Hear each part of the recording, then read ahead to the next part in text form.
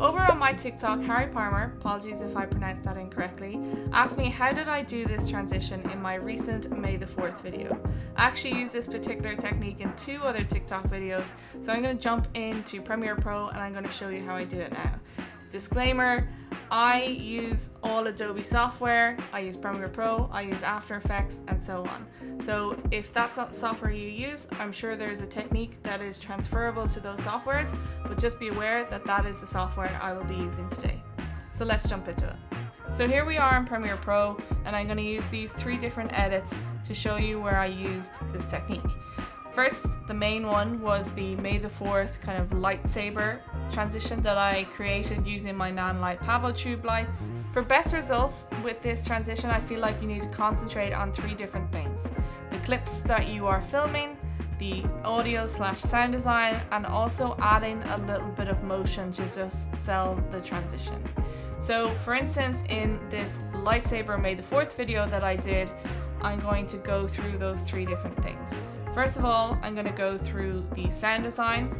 So here first, I just have the in-camera sounds of me throwing the lights. I thought it was really effective to have that in as well.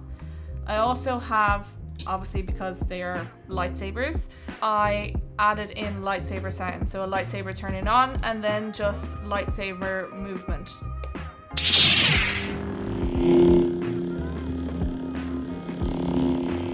So a little thing that you might not notice by watching on your phone is there's a little bit I did extra to the audio of the lightsaber moving. When I swing it to the left, your right, my left, I actually put the sound in the right hand speaker, and then vice versa, when I swing the lightsaber to the right or your left, I put it in the left hand speaker. So if you're listening to this in 3D audio, you should hear the sound move from one ear to the next. Just adds a little bit of extra spice. Also then, to sell it even more, I have a riser to build up the anticipation of what's about to happen, and then the hit as the payoff. Put all those sounds together and you have this.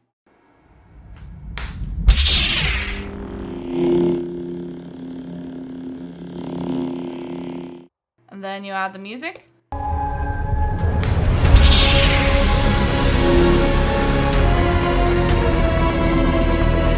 So next up, we're going to look at the 2 different clips. The first clip has me flipping the light as well as catching it and bringing it together. So the next clip is actually doing the same thing, is just bringing my hands together and then moving the light. So when it comes to doing this, you have to look at your footage and find that point that you think is the perfect place to cut between the 2 pieces of footage. But as you can see, I've shot in 24 frames per second, so there's a nice bit of motion blur, which is super important when you want to do transitions like this because you hide the transition in the motion. Now if I click through this frame by frame, you'll see that it's not exactly perfect. My hand placement isn't exactly perfect, but if you play it back in real time, it looks pretty slick. It's just about finding that point in both clips to cut the footage so that it blends pretty seamlessly together. Another thing I do to really sell the transition is adding that little bit of motion. You can see just very slightly at the start of the second clip that there's a little bit of shake. That just sells the impact of me bringing my hands together.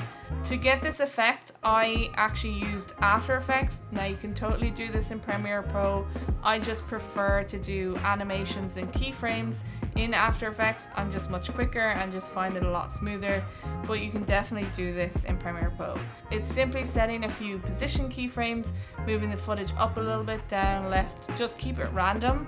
I suppose it just all depends on your taste and how much of a hit or a shake that you want, but I kept it fairly subtle, but just enough that you can notice it. So those 3 things are super important. Cutting your footage where it matches as best you can, adding that little bit of motion, and also adding the sound effects to sell the transition. I use this technique in 2 other videos. I got a package from Aperture with their new spotlight mount. Same thing. Had the internal sound from the camera, added a little bit of motion to that second clip, had a riser and a hit, and I also just had a little bit of music in the background that I made quiet to seem like there was a radio on. And then there's a little bit where it just zooms in on my face. And I added a little bit of a whoosh sound. And then in my most recent video talking about my Nanlite Pavo Tube lights, I also have this technique when I'm transitioning between the two different lights. So first of all, I don't have any light. 6C. This is the Pavo, same thing. Riser, a hit, a little bit of a whoosh, and also some motion on that second clip. The only thing that's different is that little bit of movement with my hands, but I also have it here again when I'm transitioning from the small light to the big light. This is the Pavo.